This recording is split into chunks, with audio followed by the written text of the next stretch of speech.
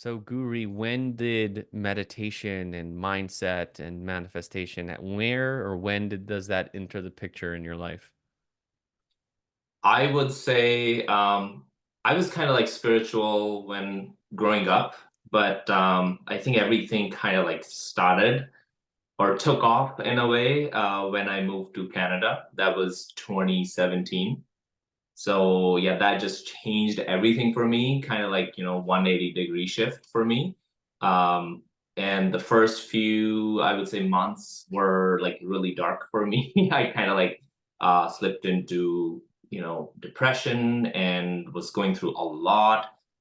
So I think that was the time I would say, like, I had this like awakening in a way. It was like a blessing in disguise, that kind of moment. So I guess that's when I started like becoming more aware about my thoughts and where they were leading me. And I made a conscious effort of kind of coming out of it. At that time, of course, I moved to Canada as an immigrant, as a student at that time. I did not have much money to even go for therapy.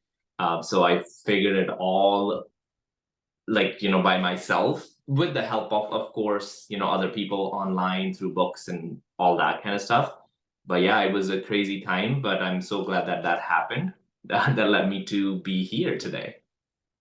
Trevor Hall, I don't know if you know the musician, but he calls it, or the song, that the fruitful darkness, right? The darkness that we go through that actually bears new fruit. And we constantly, I think, on the spiritual journey have to die in different ways, have to die and be reborn. And often that's the path. That's the path. My one of my teachers, Richard Rohr, would say we come to this more by getting it wrong than getting it right. And so, not that you were getting something wrong, but having that darkness find you, and then figuring out on your own, which is a fun thing. And that knowing that what you do now, it's like you kind of like, well, I learned all this stuff on my own, and now giving that back. And I'm just curious, who, for you, we all have teachers or guides that were supportive to us. So when you're on your own search, I guess what do you start searching? Like what are you seeking online? Are you like, how to cure depression, and you're finding teachers or people giving resources on that? Or yeah, what are you looking for at that time? Mhm. Great question. So I would say there were a lot of different things that I was looking for, like my career, again, my mental health, my relationship side of it. So it was a lot going on. Uh, The full spectrum. Yeah, yeah. And then of course, like, me being in Canada as a student, how I'm gonna, get my permanent status here. So everything, as I said, like, everything was completely going in all directions. So I would say first thing that I really kind of like started looking for was especially for my mind, because I knew even at that time, now I think about it, at that time I probably was not aware, but I knew that I need to figure this first, my mind. So I would say probably I started reading books at that time. And if I be honest, I think before that, I only read one book in my life that was not the academic book. Before that, only one book. And now I have like literally full shelf. Of course. um, yeah, What was the first book that was like, wow, like what was that opening book? 'Cause I have a little bit of a similar journey that didn't happen to me until 2014, when I was someone who didn't read anything, and then read my first self-development book, Outwitting the Devil by Napoleon Hill, and that started me just opening my mind in such a different way that led to many, many other things. But was there a specific book that stands out at that time for you? this is a great synchronization because I also read Napoleon Hill, but it was Think and Grow Rich. Sure. Yeah, yeah. Yeah. So that was the first one, and then I guess I was reading two books kind of at the same time. Then I read For My Finances, Rich Dad, Poor Dad. Of course, Yeah, yeah, that's a great, yeah. they're And both. anyone listening to this podcast, that's like a classic financial understanding book. More so, I think they talk a lot about, right, investments and Mhm. rental properties and those things like Yeah. that. But I think just more mindset around the Rich Dad and the Poor Dad the first chapter I think is worth the book alone, and just hearing that story. So okay, so you're doing this research, and like what do you how are you applying it in your life? Like what does that actually look like? Mhm. Yeah, for sure. So in the beginning, I kind of knew that, okay, what I'm doing, why I moved to Canada is not what I want to do.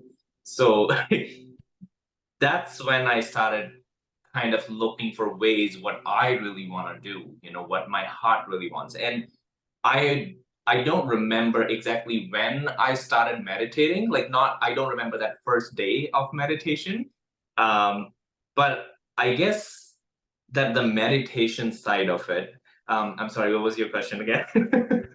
Of yeah, what you're sharing, like what you're practicing. Okay, you read what are the practices that are then getting you to like out of the darkness, I guess. It sounds like meditation is I think you were right on it. Okay, perfect, perfect. So yeah, so I started meditating maybe like 5 minutes a day regularly because even I used to meditate, but in a different way. I was born in a Sikh religion, Sikh family, so we had very similar practices but different.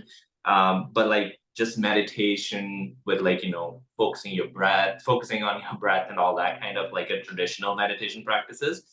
So that was, I would say, probably like within first 2 weeks, I started seeing results already. I started feeling like this wave of happiness. And I remember I would go to work and I would see everybody in the same kind of like, their energy is the same, which I was in the same energy there at that time, maybe like 2, 3 weeks ago. And I was like, why am I feeling so happy? And why these guys are like so grumpy right now? So that was like, I was like, something is happening. Like this daily meditation is doing something to me. So I guess that was, I always have credited meditation for my transformation, and I guess I always will. So meditation is just life changing. Yeah.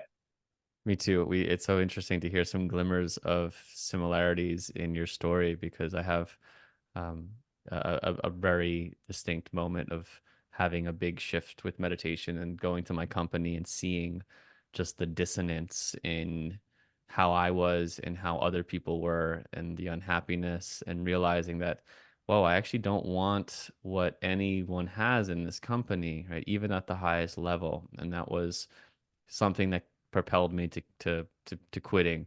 Um, so I love hearing this kind of glimmers of similarities in your journey, and like you, I credit meditation as it was the catalyst for some pretty cool experiences, pretty life jarring experiences nonetheless.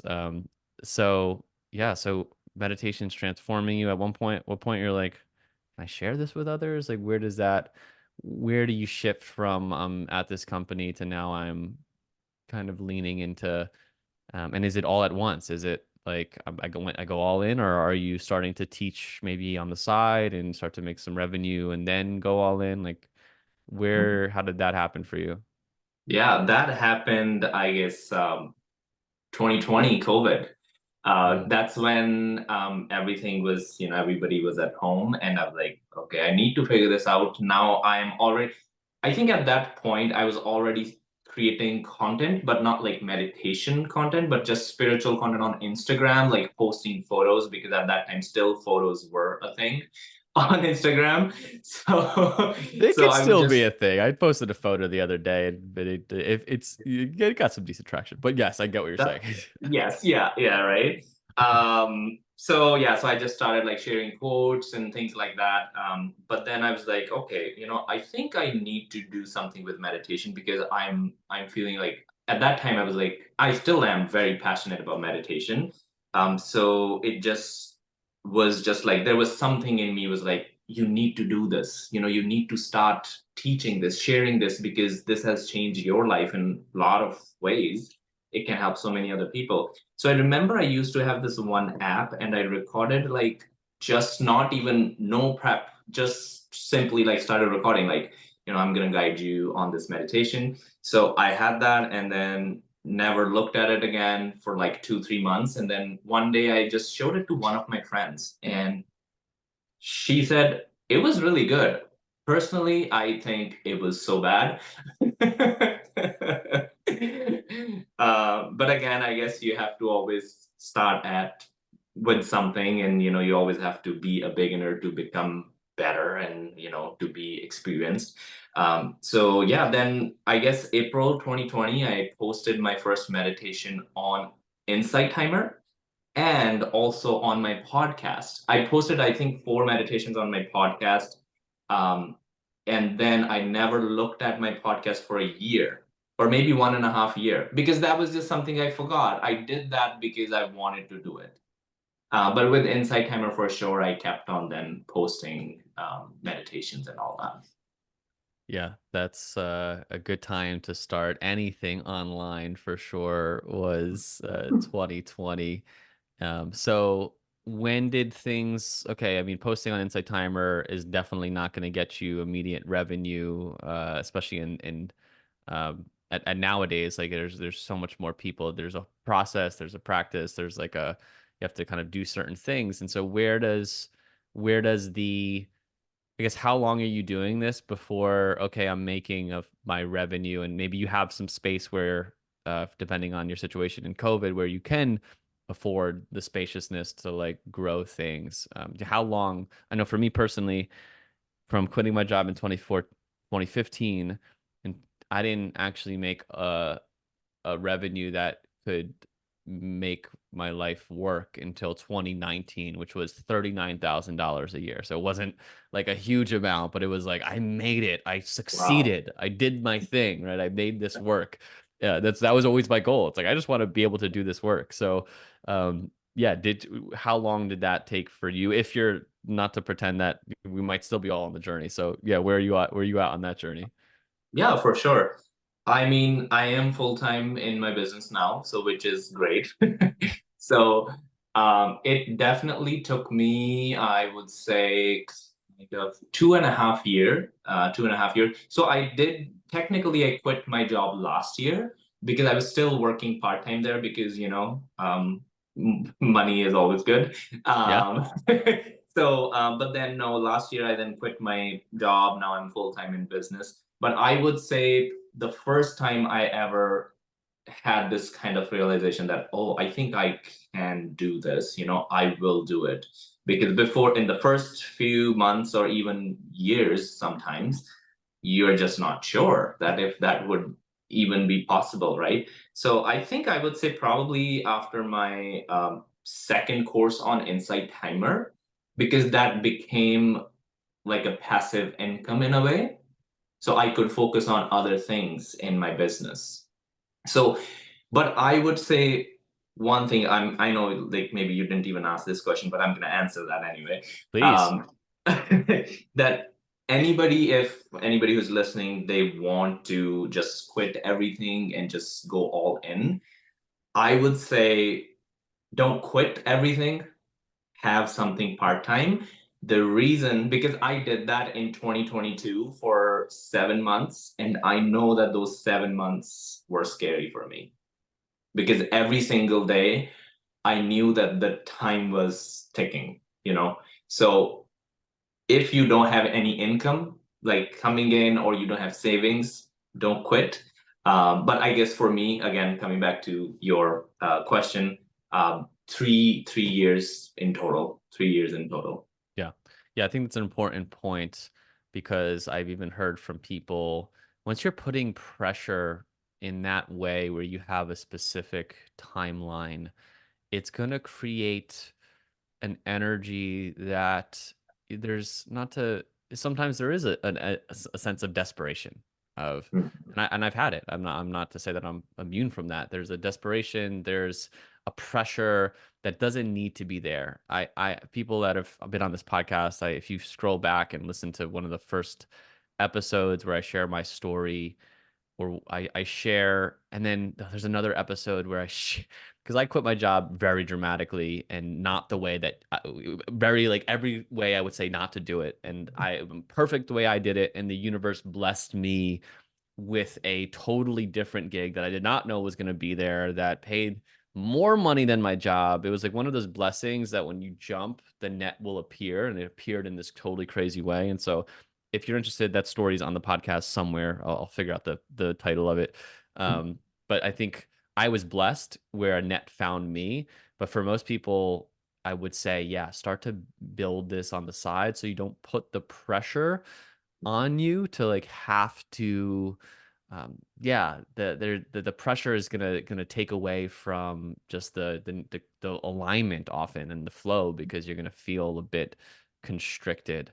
And so Insight Timer, biggest blessing for having that passive revenue for the courses, and figuring and dialing that in is important. And then what's the next what's the next revenue stream for you? Do you go to one-on-one coaching? Do you go to other courses or workshops? Are you doing in-person stuff? Like how does that unfold?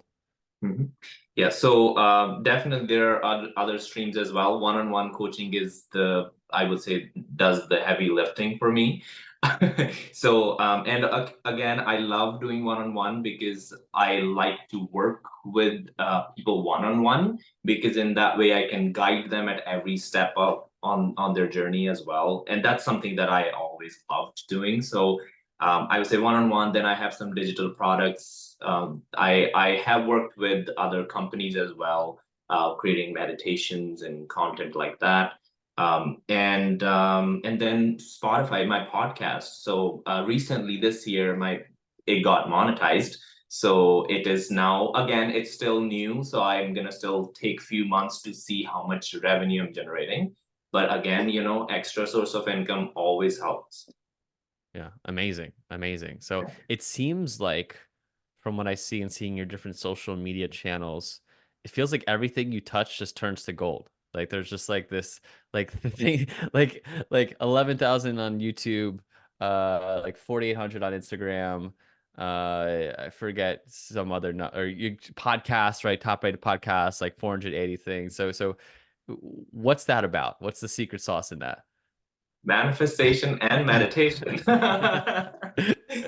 Yeah, yeah, so yeah, maybe that's the thing. It's so tell us how you think about manifestation. I know it's a huge topic, right, in this world. I know Sakib is always talking about it in his work and the ways that he looks at it. So yeah, what was how were you doing that at each stage of those like were you consciously like YouTube, okay, podcast, okay, like you're doing this in different, like actually intentionally on each one? Like, yeah, I'd love to hear that. Yeah, this is a great question, and I'm glad somebody asked me because I'm going to also share my frustrations with that as well.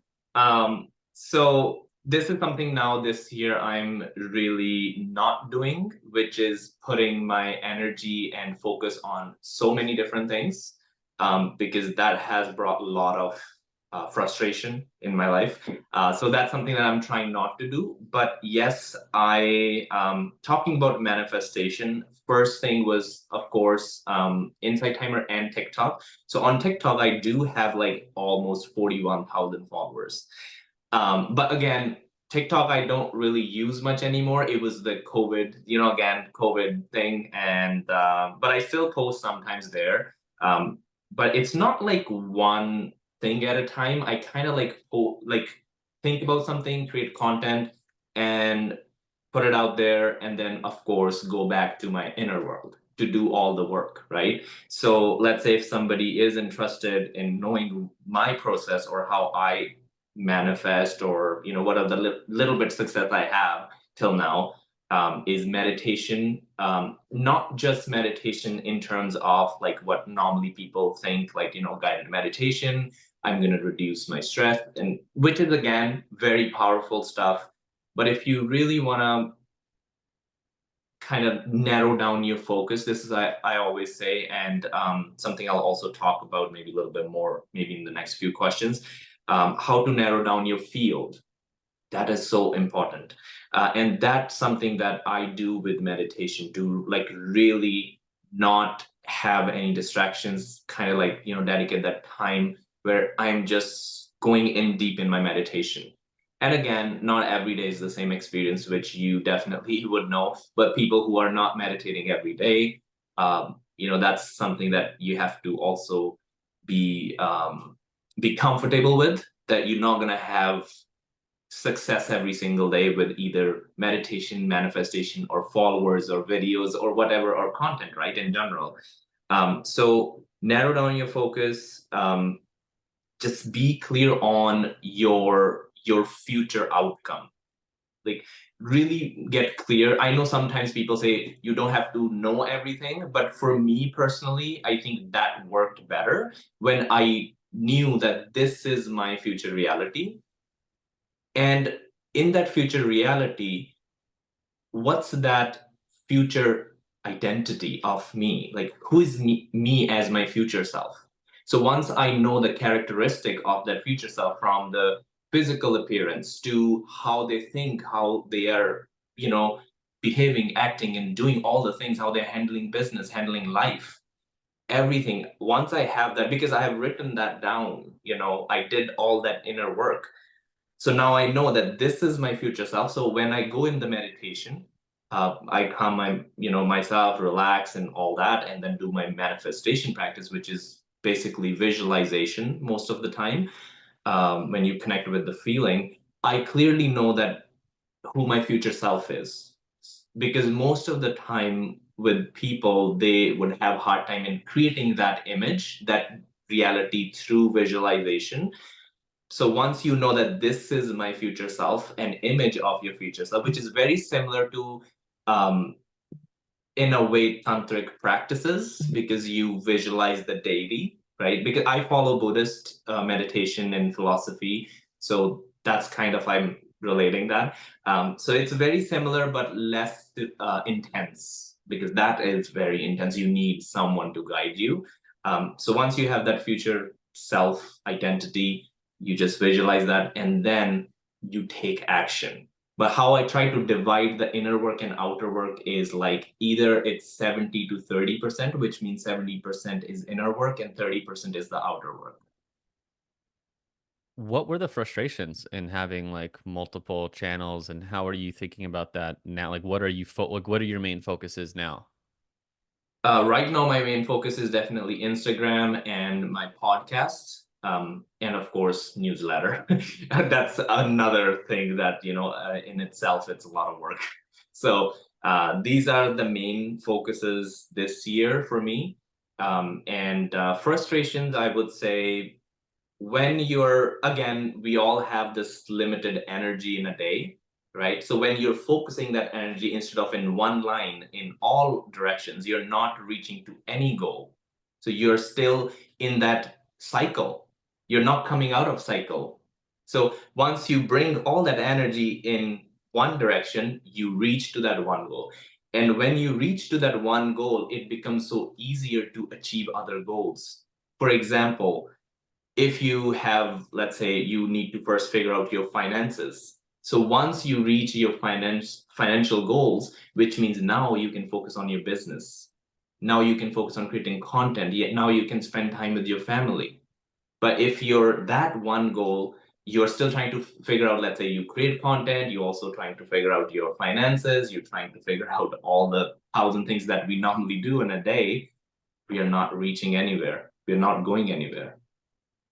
So on the note of followers and like what it actually means. I mean, I know I talked to Sakib has grown on Instagram a lot in the last 6 to 12 months, and Sakib would say that it actually has done nothing for his business. He says he's seen like no one coming through from that. It's branding. It helps in a branding in some sense to get different opportunities. And so, I think I know someone else, Darius Bashar, who would say the same on TikTok. I think he has like 100 something K on TikTok. He doesn't even go on TikTok because it's all, when we talk about actually making it support our business, it's more just like they're looking for fun entertainment or things like that. So I'm curious, are you seeing, your YouTube, your Instagram videos are really well done. Like they're cut well, like you have kind of an energy that I definitely don't have the time to patience to do that for Instagram. So I appreciate that. And I'm just curious, it was that did you it was the shift away from YouTube to Instagram and podcast because you saw that that was actually bringing people to your work. Like for me, it's Insight Timer. For me, often the people that find me for coaching and all the work, like Insight Timer is the biggest space for that. And so I'm always continuing to feed that, nurture that engine in whatever ways I can. So yeah, do you find like, okay, you're getting the results on Instagram? That's why you're focusing? Because in my opinion, I think I would lean to YouTube over Instagram, but everyone's got their own field to play in. So yeah, curious how you made those decisions, and if it is like if it's not like Socket where you're actually, yeah, people are coming in for coaching on Instagram. I'd love to hear it.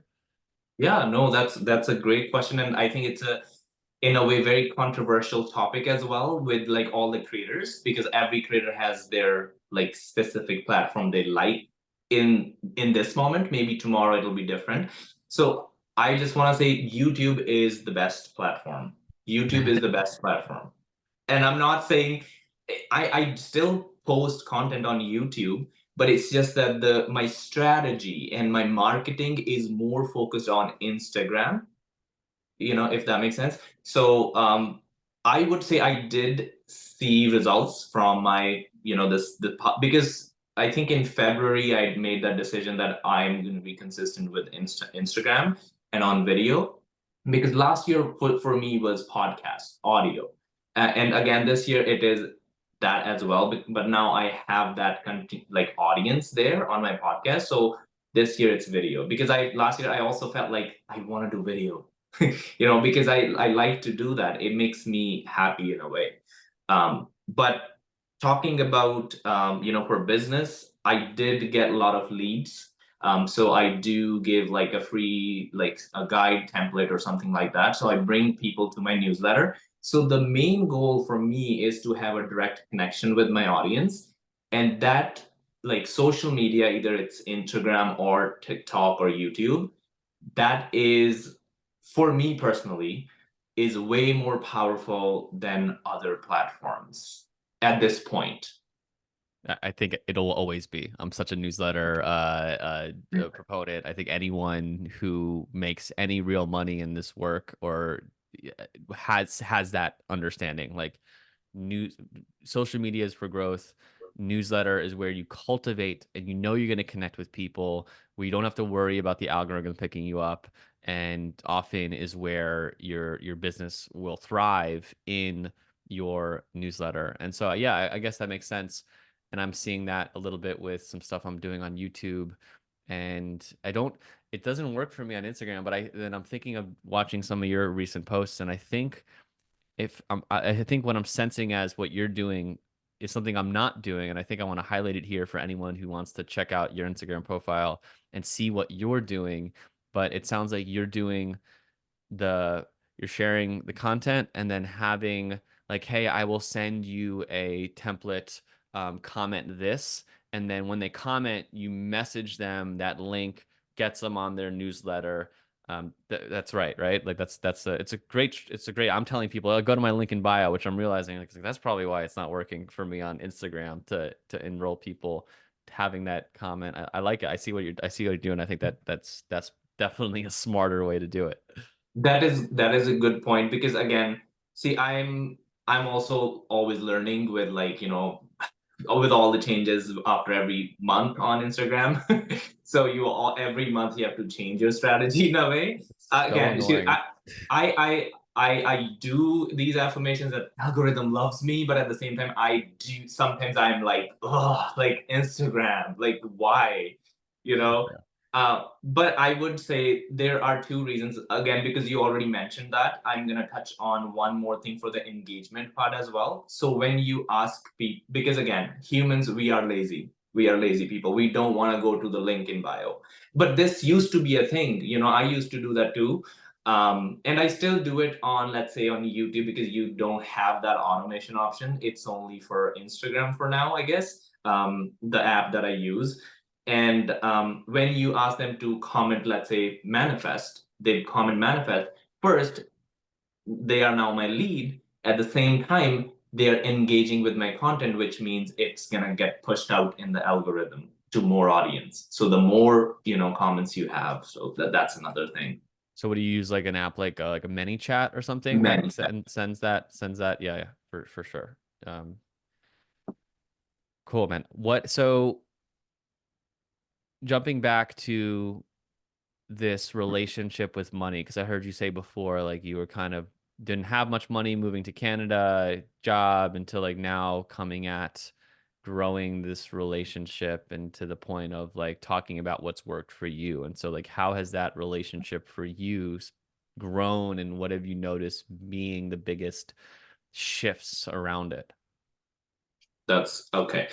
So I think 2023, I did a lot of work with my money, ancestral money wounds, generational money wounds. And I also published a course as well on Insight Timer, which is, again, if somebody is on Insight Timer in your audience, they can go check it out. But anyway, so I did a lot of work and I realized that I literally had a lot of work to do. A lot of work to do. But then the changes, I would say like time wise, I started seeing changes within like 3 to 4 months, like big changes where it's like double the amount of what I was making just within like 3 months of doing some inner work. And but at this again, what was your question? I have this Around like habit of what was the shift around like the money mindset to like actually seeing results or sounds like yeah things have doubled, but was it just kind of affirmations or the almost different lens on the visualization, or are you actually going into I learned this about money, this is my beliefs, this is my emotions around it, and working with kind of that aspect of it? Got it. Thank you. So yes, first thing is the perspective, how I see my money, the relationship that I have with money. So some people have this relationship where they don't want to deal with money. They want money, but they get so anxious when it's about like tax season or something like that. So that was first thing, like how I see money, how I talk to money. Instead of saying like, "Ah, why universe, why this happens to me, why I'm not attracting opportunities." So changing that perspective to like the opportunities that I have. For example, at that time when I started doing this work like Insight Timer, I do have that source. My coaching, I do have people who come and ask me for help and I work with other people. So changing that perspective and how I give out to the world, to the community. I also support my family in India as well. So that is something that I see that, oh, this is also giving out. So thank you, universe, for giving me this opportunity to help other people. So that is one thing. Another thing is, again, then I did a lot of like healing, like ancestral healing. That was so powerful, like going back to my great great grandparents and doing through, again, this is all done through visualization and becoming more self-aware where these patterns are coming from. So I would say visualization, generosity is a big one, which is, again, you find that in almost all the religions as well. Generosity is a big thing that either it's religion or spiritual world. So again, I never really understood that. Like I know I heard that, like always, like people say, "Oh yeah, just show generosity." Like, yes, I do that, but I don't know how it's helping me. But that was where I was wrong. Helping me was the wrong word, right? So when I changed that perspective from me to we, that's what I normally say, me to we, then everything kind of like started shifting. So it's more the mindset than like, trying to go out and work harder. Totally. No, I think the big mistake is that we think we need to we're working harder, and we've been conditioned in this way because most jobs, if you're at a company, the way to get ahead or to get, in some ways, getting ahead also means raise bigger salary, is working harder, do more. Often people, when you get your new salary or your new job or your promotion, that it brings on this whole new level of stress, this whole new weight of responsibility. And I remember that, I mean, I got a promotion three months before I quit my job, another story, but I just remember that being like, wow, I got paid like only like $5,000 more a year. I'm doing this completely new role. I have all this other stress. I'm working more, and what I was seeing is that that only continued.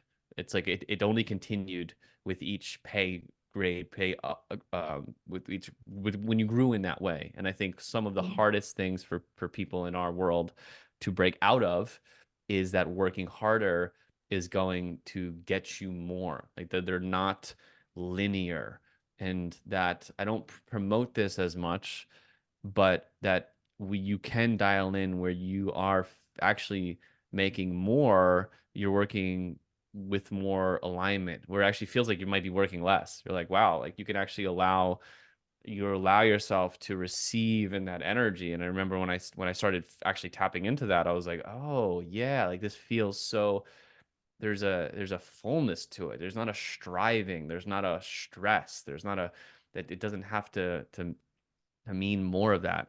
And I'm fascinated. You mentioned something that I've never really talked to anyone about, but it's something that I think about is in spiritual traditions, more like religious traditions. I know for like the church, it would be like tithing, right? You would tithe 10% of your money, or I don't know what it's like in Sikhism or Hinduism of like if there's something similar in that. But when I started to recognize generosity from the true essence, meaning, we can quickly use generosity to try and get something. Okay, well, now if I give, I'll receive, and then that energy's off. But truly, oh my gosh, whenever that true full generosity of giving, it's like it's magic what can come back. Like it's truly magic that I found. And again, once you start trying to manipulate it, it's not going to work. But I just thought of like, wow, actually, this was embedded in religion, and the judgment for many people is like, oh, religion is this business. This is how they did it. Da, da, da, da. And I'm wondering for the people that actually did it with the right intention, that was actually that giving and receiving. And so, I've wanted to do 10%. Right now I do 5%, but similar to you is like I give 5% of my revenue. Everything goes off automatically. So I have this chunk of donations. Whenever I feel like there's something I want to give to, I know I have it. And it's like it's there in a chunk where it doesn't even feel anymore like I'm, which maybe it's an issue actually I think about, because I don't feel like I'm losing it. There's sometimes when you feel, I was at a Buddhist retreat, meditation retreat, and someone asked like, how much should we donate to the teachers? And the response was like, what's in your heart, but feels like a little bit like where you almost feel like there's a loss. Like, oh my gosh, am I really giving that amount? Which I kind of lose now because I have a bucket that is donation. I'm kind of psychoanalyzing myself with you, Guri, so I hope you don't mind. But No, no, no. there is a there is this truth, right, to giving and receiving and not constricting and holding on to our resources, but feeling like actually I like to think of, I don't know where I learned this. I know where I learned this through this great organization called Wisdom and Money, and thinking about money as God's money, that it's actually not mine. I'm holding it a little bit, but it's actually all of ours. And I'm a channel for it to come in and support you and what this person's doing and what that person's doing, and they're supporting me, and this is coming here, and it's all God's money. Like I'm not taking it when I go, right? Like it's so, can we be this channel? Really what I think of, this flow of letting it in, letting it out, softening with it. And so yeah, you rant over, but I don't know where that came from, but I love No, I just love that. thinking about Yeah. that. So in this journey of teaching and sharing yourself and leaning in, and I can imagine some people feel this to themselves, and even I felt it. It took I make this joke, it took 4 years for me to make a living doing what my Instagram bio said I did.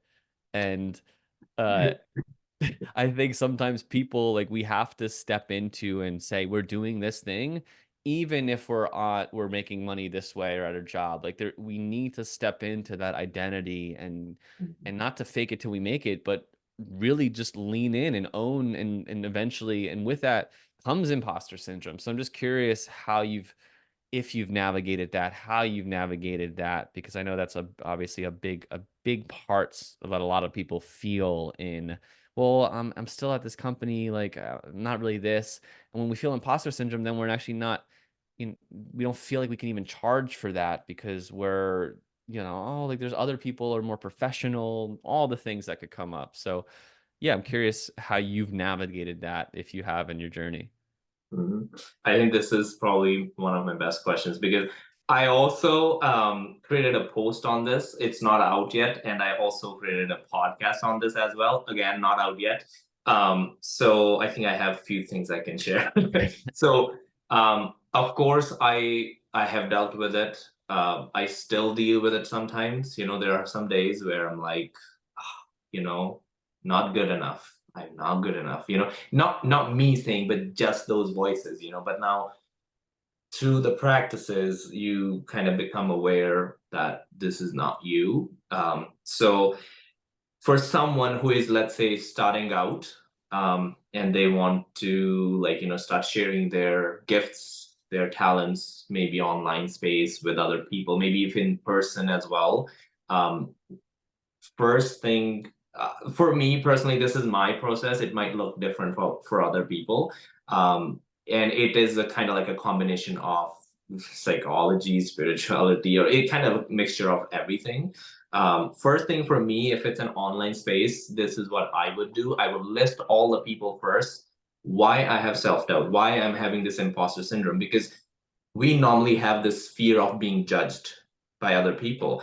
And most of the time, those people are not even people who we don't know, but people we know. So if you think that there are people who will judge you and they will really read you on what you do, first thing to do is either you can limit their visibility on your that content or whatever you do, or if you can just simply block them if they are not like you're not like they are there in your life but you are not even like interacting with them at all. That's why for me, that's why I started my like Instagram. It was a new account, it was not my personal account, because I knew that, because in a way that I could step into a different identity that they did not know. Because for me, for a long time, even with my family, now they have come to terms with like me, like who I am now. But for a long time, they did not know what I was doing. And for me, sometimes I had to kind of like go back to my old identity whenever I was talking to them, whenever I was in that space with my friends. So that was my first thing. You know, I created a new account where I can be me, who I am. So that is one thing. Being authentically you, that is, I think, probably one of the best things I've learned about my personality and about myself. Again, am I 100% authentically me? Maybe not. Sometimes I still try to people please. I try to do things that I don't like, or which I necessarily I won't do. I would engage in a conversation where you have to. So yes, you can't just always say that, yes, I'm out. Because we are always people pleasing. We are always people pleasing, but there's a limit, right? So you and me, we are having this conversation. If I even say something, you won't react to it right away. In a way, or the same thing for me, which means in a way I am still people pleasing.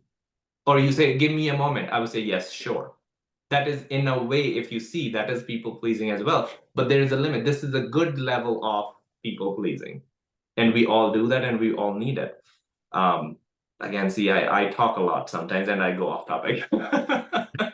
We're talking about imposter syndrome, but I think what you're saying is good people pleasing, and Darius Bashar, who's been a guest and I talk about a lot on this podcast, he talks about that as a trait to productivity is, he has a community that meets every Friday, and whether he likes it or not, he has to create a meditation for this community. And so, you have to please the people in some ways. And so there's like a positive side to people pleasing that, yeah, like we want to do a good job. It's where that gets in the way, right? Where it's not, where it's having harmful effects, or where we're not having the right boundaries, right? Where we're feeling resentment. So that's where like the toxicity of people pleasing can come in. But yeah, So we're all humans trying to figure out, and we're definitely making a lot of mistakes. At least I know I am. So, yeah, we were talking about imposter syndrome. So I didn't know if you had any more of like navigating that. Yeah, for sure. There's another thing I would definitely mention is most of the time, the things that we know that, these are our weakness, this is my weakness, and that's what creates self-doubt in a way that, I'm doubting myself. Am I good enough? Am I good enough to teach a meditation class? Um, if you really think you're not good enough, don't neglect that. Accept that you are not. If you think so, if you think you need to make some improvement in your skill or whatever, because I see that even like, when I work with people, a lot of the time they are not um okay with accepting that they might have something that they need to work on, and that's something that stops them to do the work. So first is acceptance, right? So same, very similar to the first one, but it's more about either it's your emotions, either it's your thoughts. You have to accept that you have negative thoughts about yourself. You have a poor self-image about yourself. So when you accept that, now you can, yes, you can read a book, you can go to a therapist, you can consult someone, you can do all other things. So I would say probably that would be another thing that I do. And on some days when nothing is working. Like I know that this is not right, but I am just not feeling it. I'm not feeling confident, or all those imposter syndrome crazy things that happens. So I would just like not do anything. I just simply like fully take a break, because I have done that before where I'm like trying my hard, like, no, I'm gonna just show up feeling confident. Some days, yes, you have to do that. For example, let's say if I was crying an hour ago and I knew that I had to be on this call, I would have like wiped my tears and like, okay, it's, showtime. Yeah. But sometimes, but most of the time, people do that all the time, which is not healthy. So sometimes allow yourself to feel negative, feel those emotions. And that is the key to heal from those emotions, I guess. I hope that Yeah, helps. good emotional range, right? Which it could be help. There's the unhealthy where we're stuffing it down, but then I think there is once you spend enough time in these spaces, like you're actually able to go deep on something and then kind of connect to yourself and move in a different direction, right? I think it's like there's like an emotional flex that's maybe a little different than what you're talking about, but I find that interesting sometimes in doing like deeper inner work in a group, especially with people. There's something that you said that I think is an important distinction, or it's interesting. The way that I look at it, it might be a little different than you, but it sounded similar, is that being good enough. Like I take the philosophy, right, that at our core, right, we are whole, beautiful, complete beings. Like there's nothing that can be added on or taken away. Like that's like the core of ourselves. That's not to say that we might not have skills that we want to build, right? And to get, reality of like where those skills are. But the essence is like people making it about them as a human rather than the skill. Like if I am not LeBron James right now, I'm not going to sulk over I'm such a bad basketball player. I'm no good. I'm worthless. It's like it's not me as a human. It's the skill of basketball. And if I can accept like yeah, I got work to do in basketball, then you're attacking at it in a different way because you're not making it about your personal worthiness. It's just like, Mhm. yeah, I got place to grow. And then the other aspect that came up in that is something I learned recently. I think it was a guest on this podcast. She like mentioned something. I don't know. I forget who it was, but talking about how affirmations are not going to work if you don't believe it, right? So if you're like, you're trying to totally like say something, like if you really don't believe that you can have something, let's say, I can have happiness, right? Or I can't. I'm blanking on an example. But if you're saying an affirmation that you're not believing, then you're not actually your mind's not actually believing it. It's not getting through. And so the way to ask it Instead of saying like, instead of, I guess the example you're using, instead of being like, I'm not good enough, and then, okay, I'm just gonna say, I'm good enough. I'm good enough. I'm good enough. Mhm. But if you don't actually believe you're good enough, like you're not doing it. It's not connecting. And so the way I heard this person say it, which I loved, is instead of doing an affirmation, to just ask, how am I good enough? How am I Mm. good enough? How am I good enough? And starting to ask that question for your mind to see, oh, I have this, I have this, I do this, I do that. So kind of a little bit different, but seemed Yeah, no, it's powerful. yeah. Because So I can see that it changes your belief because you're now trying to find reasons to believe in that statement, I guess, that why I am good enough, or finding the reasons that, oh, this is why I'm good enough. I have this, I have had greens today, that's why I'm good enough, like, yeah, I'm taking yeah, no, I love it. I love it. yeah. Um, so two more main questions if we can have time. One feels maybe more selfish, but we're on a podcast. You have a podcast that seems to be doing well. So, what is your like recommendations for growing your podcast? Did you do any? Yeah, I mean, this podcast is growing. I'm not going to say that it's not growing. I'm super grateful. It's super fun to do it. But yeah, what was that growth process like? Like, was it organic? Did were you throwing like, do you share a lot? Yeah, I'm just curious how that unfolded. Again, the visualization, I know your magic touch of it. No, for sure. So, for my podcast, I have not done any kind of marketing on it. I have never done any. I mean, again, I don't think so. There are ads, but like even like on social media, you can do that and take people to. I've never done anything like that, so it's all 100% organic, and I would say, for me, the topic is the most important thing. Choosing the topic and just SEO part is very important. So I'm not even sure that if it works or not because there's no analytics to check. But one thing that I do is that you can maybe try and see. I would add a few like SEO keywords in the description. I don't know if you already do that, which is great. But I think I about it, but I don't do it super. It's like I'm trying to think of what would be the searching words. Like I'm thinking about it a little bit. I'm trying to think about it more. I used to say SEO, you don't worry about that, but I'm seeing some traction in other places where I'm like, actually, there's still something here with SEO. So anyway, sorry. Yes, I love that idea. yeah. Yeah, so that is one thing. And just like for me personally, I think because I also have a combination of two different kind of episodes. One is fully meditations, and one is like conversational style, which I am, again, I'm still in that planning mode of like bringing in guests. So hopefully you can come too. Sign me uh, up. Awesome.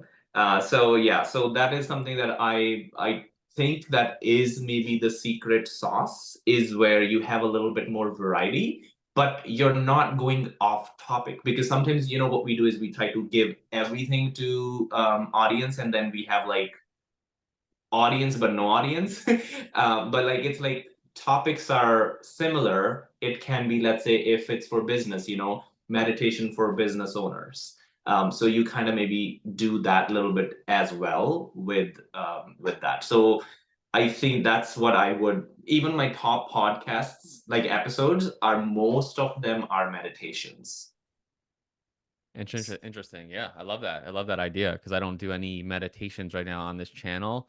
But it was, the biggest pivot for this was a focus in art and business and doing this work and knowing who I'm speaking to. I started this podcast called Awakening to Purpose, and it was too broad. I didn't know who I was talking. I was using content from Insight Timer. It was just like not fun. And I'm like, what is this? And then Mhm. had the awareness and insight to be like, oh, that's what it is. And once I pivoted, it's been so much fun because I know who I'm talking to, and that makes it a little easier to want to create content for them. So, For last question, someone brand new just wanting to start their spiritual business or their work, sharing it, like where do you tend to tell people um, to start? Like, what's a, I know it's a big question, but like in any patterns you've seen, like where would you tell people to start? Sure. So one thing I would say with even let's say, spiritual coach, wellness, all that kind of stuff. So now it depends. There are two ways you can take. One is you can go corporate, right? So which means then of course I'll say LinkedIn. LinkedIn probably the best. And this is again, this is something I'm learning more because I want to now my next step is going corporate, more corporate.